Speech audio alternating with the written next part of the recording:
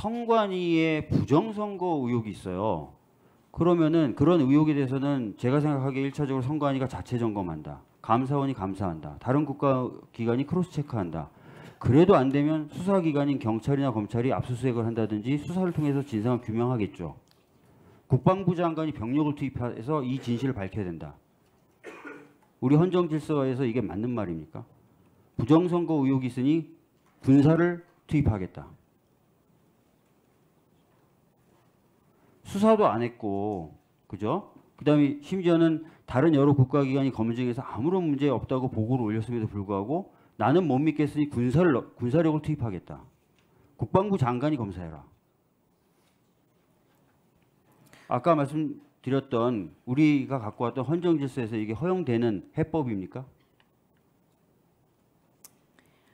일반적으로는 연관성을 찾기 어려울 것 같습니다. 다만 그 대통령 측에서 이후에 재판에서 그 연관성에 대해서 해명하는 주장을 내거나 증거를 내시면 또 다른 판단도 뭐 가능하지 않을까 싶습니다. 저는 이렇게 생각해요. 아까도 제가 말씀드렸지만 합헌적으로 해결할 수 있는 다양한 수단을 갖고 있는 경우에 그걸 다 소진하고 나서도 도저히 안 될 때 생각해 볼 만한 것이 군사력을 투입하는 겁니다. 그런데 제가 방금 말씀드렸잖아요. 그러면 경찰이나 검찰이 압수수색을 했느냐, 선관위에 대해서. 그런 것조차도 안 했잖아요. 그건 명확하지 않습니까? 그런데 그냥 불쑥 군사력을 투입해요? 그게 말이 되냐고 그냥 여쭤보는 거예요. 헌법의 원리상. 네. 계엄법도 경찰력으로 통제가 안 될 때 병력을 넣는다고 되어 있죠. 그걸 보충성의 원칙이라고 하고 최우수단성의 원칙이라고도 하죠. 네. 예. 그거를 안 하고 바로 군사력을 집어넣는다.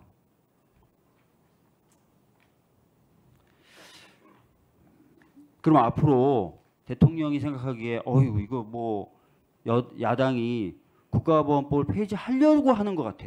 느낌상. 그럼 군사력을 집어넣고 국회에다가. 선관위가 좀 이상한 것 같아. 군사력을 집어넣고. 이렇게 해도 되나요? 안 됩니다. 절대로 안 되죠?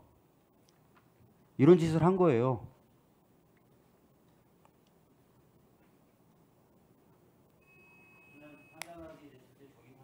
네, 1분 더 드리세요. 이제 헌재 재판관이 되시면 이 사건을 맞닥뜨리게 될 건데요. 이 말씀을 좀 드리고 싶어요. 제가 보기에는 도무지 용납되지 않는 헌법에서 규정하고 있는 모든 원칙들을 훼손시킨 사건이다라고 좀 보여집니다. 그래서 제가 지금 쭉 말씀드렸던 것들 염두에 두셨으면 좋겠고 그날 제가 느꼈던 느낌도 좀 말씀을 좀 드리고 싶어요. 저는 그날 계엄이 선포됐다는 소식을 듣고 뉴스를 켰을 때 평상시 화면이 펼쳐지는데 밑에 자막으로만 비상계엄이 선포됐다 그래서 이 인지 부조화를 겪었습니다. 전시에 준하는 사태가 있었으면 거기에 대해서 먼저 뭔가 언론이 다뤘어야 되는 거 아니에요? 그래서 바로 국회로 뛰어왔는데 국회로 뛰어오면서 저는 정확히 말하면 차를 타고 오면서 제가 끌려갈 수도 있다고 생각했고 잡혀갈 수도 있다고 생각했고 영영 가족들을 못 볼 수도 있다고 생각했습니다. 그래서 제 짝꿍한테는 전화를 해서 집에 들어가지 말고 할머니 댁에 아이를 데리고 피신해 있으라고 얘기했어요. 그리고 시민들과 보좌진들은 죽을 각오를 하고 총 앞에서 막아섰고 장갑차를 몸으로 막아섰습니다. 그리고 우리 국회 직원분들도 마찬가지로 의자를 날라서 창문을 막고 문을 막으면서 시간을 벌었어요.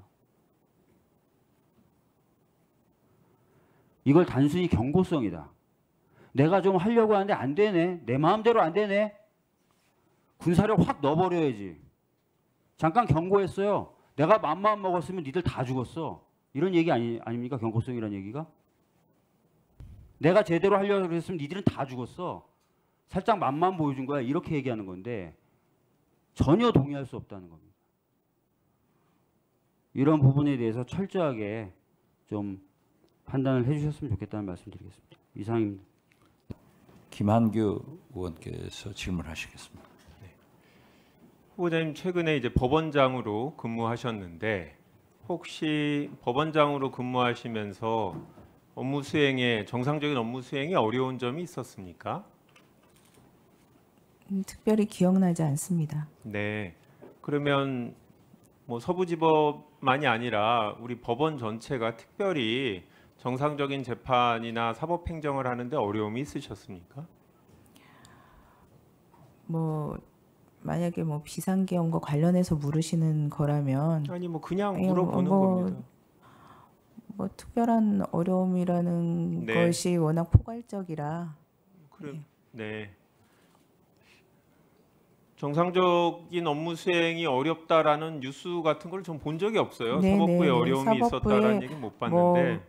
예, 어려움은 많지만 네. 정상적인 업무 수행이 그렇죠. 그 어려울 정도의 그 정도의 것은 없었던 것으로 국민 보입니다. 모두가 힘들고 어렵죠. 네. 다들 바쁘고 일도 힘들고 사법부가 특별히 더 어려운 상황은 아니었을 것 같은데 혹시 저희 민주당 때문에 어려운 점 있으셨어요? 너무 재판을 저희가 수사를 많이 당해서 혹시 뭐 재판을 많이 하셔서 어려울 수는 있을지 모르겠는데 저희 민주당이 후보자님의 재판 수행에 어려움을 초래한 게 있었습니까? 제 개인적으로 뭐 재판 수행하면서 그런 적은 없었고 서울 네. 서부지방법원 법원장으로 근무할 때도 저희 법원 내에도 그런 적은 없었던 것으로 압니다.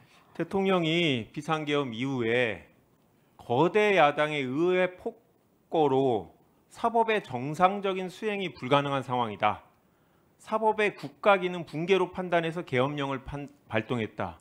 어떻게 보면 후보자님을 포함한 사법부를 위해서 계엄을 했다라는 거거든요. 근데 이제 당사자들은 원하지 않는 상황이었던 것 같아요. 만약에 비상계엄이 정말 계획대로 수행됐으면 우리 아무도 모르지만 후보자님도 어떤 격리 대상이었을 수도 있어요. 이명박 전 대통령에 대해서 유죄 판결을 내리셨기 때문에 그런 대상으로 충분히 갈 수도 있고 이미 12월 3일 이전에 민주당인 야당에서 추천하는 헌법재판관 후보자로 언론에 이름이 오르락내리락 했고 그랬기 때문에 후보자도 대상일 수 있었습니다. 그런데 오늘 후보자님께서 답변하시는 것을 보면 책 잡히지 말아야지 여당이 오지도 않았는데 뭐 내 개인적인 소신이 뭐라고 여기서 얘기하냐. 오늘은 일단 문제가 안 되게 발언하는 게 중요하다. 민주당 의원들이 아무리 이래저래 물어봐도 나는 내 생각은 얘기하지 말아야지. 그게 판사의 도리고 재판관의 기본적인 업무 태도다라고 생각하시는 것 같아요. 근데 저희 국회의원만이 아니라 대한민국의 민주주의를 걱정하는 사람들은 지금 상황이 상당히 분노하고 있어서 우리 후보자님이 혹시 그런 국민의 정서를 잘 모르시는 게 아닌가 우려가 되는 부분이 있습니다. 왜냐하면 이게 단순히 비상계엄이 합법이냐 불법이냐 뭐 윤석열이라는 사람을 처벌하냐 마냐의 문제가 아니에요. 저희가 보는 이 심각성은 우리가 뭐 산업화 민주화 세대를 지나갔고 우리 대한민국이 어떻게 가야 되냐, 이제는 뭐가 중요하고 이 인구위기나 기후위기나 이런 우리 사회 문제, 기계나 로봇이나 AI가 우리 인간의 노동력을 대체하는 사회에서 우리 정치는 어떤 방향으로 우리 국민들한테 길을 제시해야 되나, 이런 고민을 하던 차에 다 의미 없다고 느껴졌어요. 저는 1992년 문민정부가 처음 들어섰을 때 그때로 돌아간 것 같아요. 지금 이 사회에서 가장 중요한 게 민주주의 외에 뭐가 있겠어요? 자유민주주의 외에 더 다른 무엇을 얘기할 수 있는 우리 사회인가? 지금 우리나라 정치권을 30년 이상 후퇴하게 만든 정치권만이 아니라 우리 국민들도 그래요. 우리 젊은 20대, 30대들이 거리에 나와 있는 건 본인들이 너무나 당연하게 생각했던 민주주의가 우리 586이라는 686이라는 정치권에 있던 사람들만 얘기하는 건 줄 알았는데 내 삶에도 영향을 미칠 수 있구나라고 생각한 게 좋은 걸 수 있지만 저는 그렇지 않다고 생각해요. 우리 사회 후퇴라고 생각하고, 이렇기 때문에 우리가 헌법재판관 임명에 대해서 너무나 중요하게 생각하고 후보자한테 기대하는 것도 이런 본인이 어떤 소신과 가치를 갖고 향후 6년 동안 우리 헌법소의 역할을 할 거냐라는 부분이라는 점을 명확하게 말씀을 드립니다. 우리 헌법에 보면 이제 좀 다른 질문 드릴게요. 위헌 결정, 탄핵 결정, 정당 해상 결정, 헌법소원 인용 결정은 종족수가 6인이죠. 그러면 정상적인 헌법재판소 재판관은 9인이기 때문에, 그러니까 9인 중에 6인, 그러니까 3분의 2 이상이 다수, 그러니까 압도적인 다수로 찬성해야지만 인용하겠다, 이런 취지 아닙니까? 네, 그렇죠? 맞습니다. 그러면 근데 지금 6분밖에 없으면 이렇게 위헌 결정, 탄핵 결정하려면 만장일치가 돼야 되는 거죠. 네, 불합리한 거 아닙니까? 원래 헌법재판소를 만들 때 구성하고는 다른 거 아닙니까? 신속하게 3인이 필요한 이유가 정상적인 헌법재판을 위해서 필요한 거 아닙니까? 맞습니다. 네, 이게 윤석열 대통령 탄핵 사건만이 아니라 모든 위헌 결정, 탄핵 결정에 다 해당되는 이슈 아닙니까? 맞습니다. 네. 국회가 추천하는 헌법재판관, 국회에 편향적일 우려가 있다. 어떻게 생각하십니까? 저는 뭐 그렇지 않다고 생각을 합니다.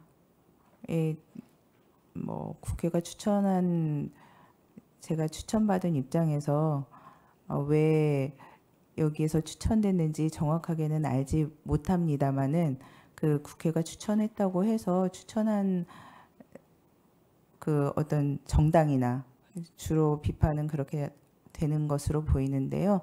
그 정당의 뜻에 따라서 그 뭐 판단을 하거나 이런 일은 실제 우리 헌정사에 일어나지 않았고, 그리고 앞으로도 일어나지 않을 것으로 보입니다. 한 가지 더 물어보겠습니다. 최근 여당에서 비판하고 있는 부분인데요.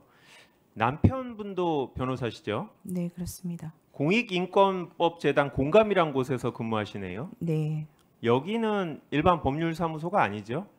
법률사무소가 아닙니다. 네. 그러니까 수임료 받지 않고 사회적 약자를 위한 변호 등의 업무를 하는 곳이라고 나와 있네요. 수임료를 전혀 받지 않고 예. 일반 시민들의 후원금으로만 운영하고 있습니다. 남편분이 그러면 뭐 로펌에 있는 분들보다 급여가 적겠네요. 이번에 제가 기사 나가지고 정확하게 알았습니다. 네. 이게 그러니까요. 뭐 기사를 너무 과하게 내셔가지고 몇 년치를 이렇게 내셨는데, 제가 물론 그 재산 등록을 위해서 받아봅니다만 크게 신경 쓰지 않았었는데, 얘기해 보니까 세후로 나왔다고 하더라고요. 그래서 더 적어진 것 같습니다. 예, 조금만 요까지 질문을 좀 맞추. 뭐 억울하실 수도 있을 텐데 혼자 많이 근무하신다고. 근데 문제가 최근에 되고 있는 게, 여기 이제 공감이라는 게 시민들의 후원으로 100% 후원으로 운영되고 있는 곳인데, 여기 이사장이 김희수 전 헌법재판관이시네요. 이분이 지금 윤석열 탄핵 사건의 소추위원회 대리단이 됐는데, 이분이 공감에 사무실도 없고 급여도 받지 않는 비상근이신 거죠? 네, 비상근이고 네. 그 급여뿐만이 아니고 회의에 참석하는 실비도 받으시지 않으시고 네. 오로지 그 일종의 사회적인, 명예직 같은 네, 건가요? 맞습니다. 그러면 뭐 사회적인 남편의 활동으로. 인사를 담당하거나 급여를 주거나 하는 뭐 이런 상급자다 뭐 이런 건 아닌가요? 저희 남편은 초창기 멤버로 20년 동안 거기서 네. 근무하고 있고, 그 전 헌법재판관님은 그 비교적 최근에 이사장으로 선임된 것으로 알고 있습니다.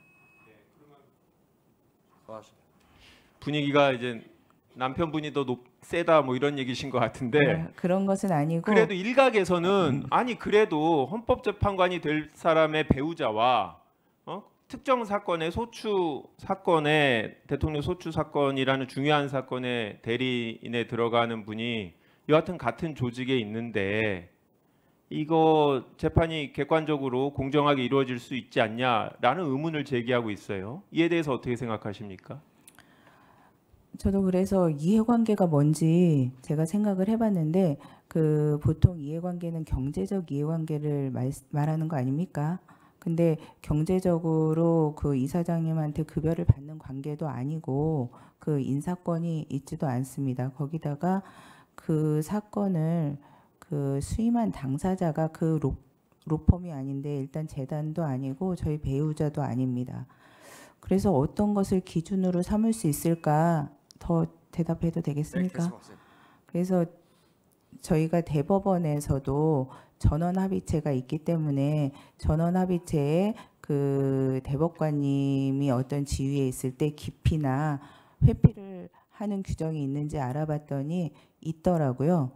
그럴 때는 그 로펌에서 어떤 사건을 수임했을 때, 그러니까 저희 이 사건은 재단에서 수임한 건 일단 아니고 거기에 그 배우자나 가족이 그 있으면은 회피를 하는 규정이 있더라고요. 근데 이 사건은 로펌도 아닐 뿐더러 재단이 수임한 것도 아니기 때문에 그 규정에도 들어맞지 않았습니다. 한 가지만 더 아무리 간사라도 이번 한 번만 마지막으로 하겠습니다. 하겠습니다. 아니, 그래도 이제 국민의 우려는 있기 때문에 그 부분은 그런 공정성에 문제가 없도록 확인해야 되고요. 진짜 마지막 질문인데, 후보자 서울법대 나오셨고 배우자도 서울법대 나오셨고 배우자의 형도 서울법대 나오신 검사 출신이에요. 윤석열 대통령하고 같은 학교 나오시고 이렇게 연이 있는데 윤석열 대통령한테 편향적으로 유리할 가능성은 없습니까? 네, 저희 남편이 충암고등학교를 나왔습니다. 정말 위험한 상황 아닙니까? 그러니까, 그런 우려에 대해서는 어떻게 해소하실 수 있습니까? 그러니까 그 뭐 이해관계라는 것을 이렇게 먼 인연까지 다 그 이어서 생각한다면 그 언뜻 생각하기에는 공정성에 의문이 있나 이렇게 생각할 수도 있지만 그런 이해관계가 없고 그 연줄을 따지다 보면은 그런 일도 있기 때문에 우려하시는 일은 일어나지 않을 것이라고 생각합니다. 후보자께서 남편을 지극히 사랑하시는 것 같아요. 답변하시면서 웃으시고 아주 큰 소리로 하시네요. 그렇게 하시라 이거예요. 아까 우리 김한규 간사가 아은혁 후보는 부인 사별한 걸 가지고 얘기를 해서 울리더라고요. 그러더니 이번에는 우리 정계선 후보를 웃게 만들어서 기분이 좋습니다. 감사합니다. 저는 이렇게 좋은 사람입니다. 네? 지금 말씀하세요. 자, 보세요. 윤석열이 형사 수사보다는 탄핵 심판 절차에 우선하겠다 이렇게 말을 했어요. 어떤 의미에서 보면은 헌법재판소에 더 추징하겠다 이렇게 더 들리지만은 나는 구속되지 않고 감옥 가기 싫다 하는 거예요. 이게 비겁하잖아요. 검찰총장 출신 대통령이 2년 7개월 했다고 하면은 마지막 순간이라도 국민한테 아름다운 깨끗한 모습을 보여줘야 되는데 자기는 일생남을 집어넣은 사람이 내란 수개가 감옥 가지 않고 헌법재판소에만 하겠다? 이것은 마치 이 비교를 하는 것은 나쁘지만은 박근혜 대통령이 탄핵됐을 때는요. 이분은 대국민 사과를 하고 어떻게 해서든지 국민의 대표기관인 국회와 해결해 보려고 마지막까지 노력을 했어요. 그리고 최서연 이런 사람들도 내가 했다 이렇게 했다고요. 그런데 윤석열 대통령은 대국민 사과도 하지 않고 다 송달하는 것도 거부하고 공수처나 나오라고 해도 안 나가고 이제 헌법재판소로 피신하려고 하는데 박근혜 대통령 보세요. 헌법재판소에서 인용이 돼서 형사처벌을 받았죠. 네.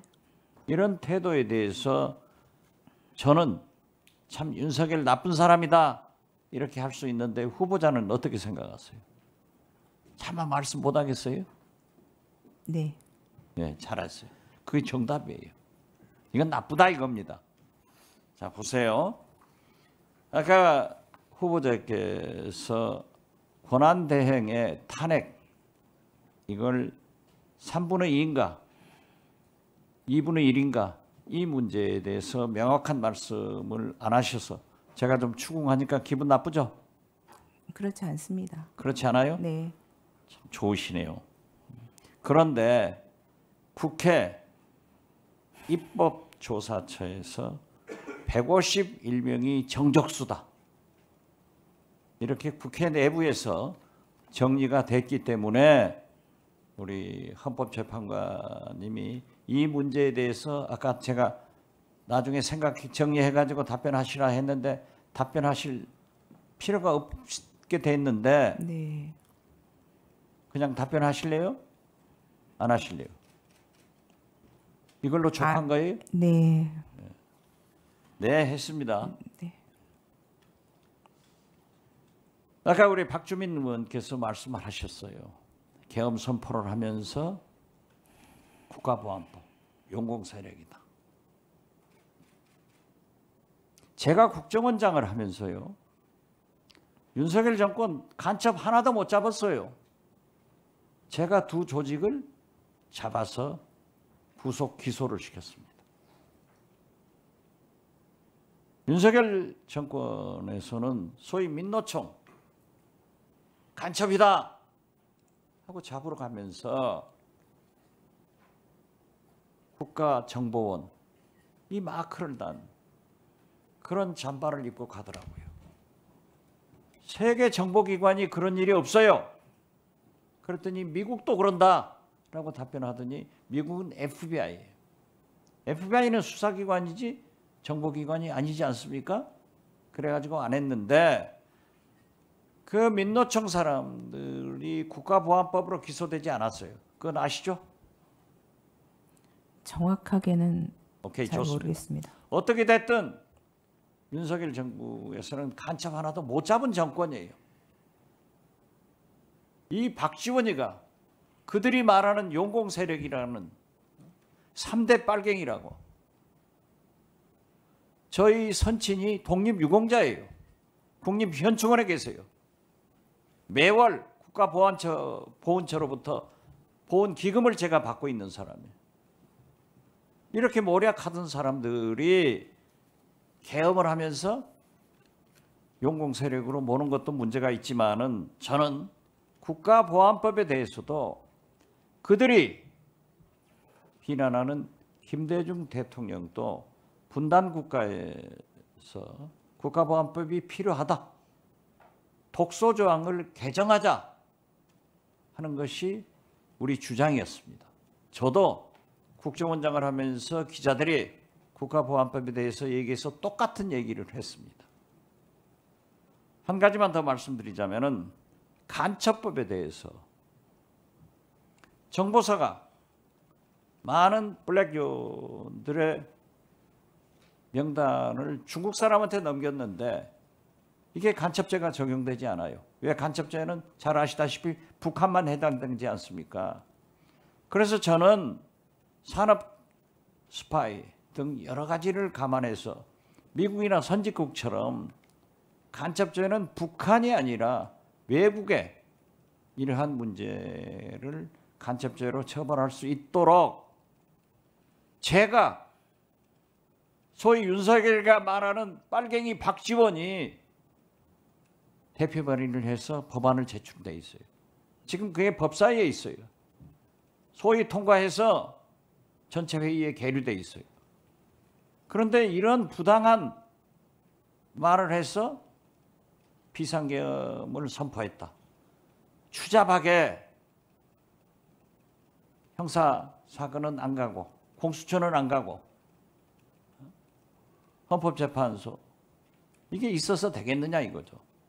그래서 저는 내란 수괴가 분명하다. 여러 가지로 봐서 생각하는데 우리 헌법재판관 후보자께서는 어떻게 생각하세요?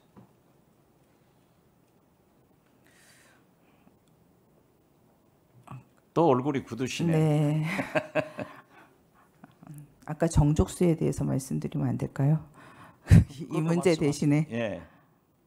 네, 뭐 입법조사처에서도 그렇게 했다고 하고 예, 제 생각에는 지금 탄핵 소추를 당했다고 대통령이 없어진 건 아니지 않습니까? 네. 대통령은 뭐 계시는 거고 그 한덕수 국무총리 그러니까 대통령 대행께서 뭐 대통령이 되는 것은 아니기 때문에 국회 입법조사처에서 잘 검토를 하신 것 아닌가 이렇게 생각이 됩니다.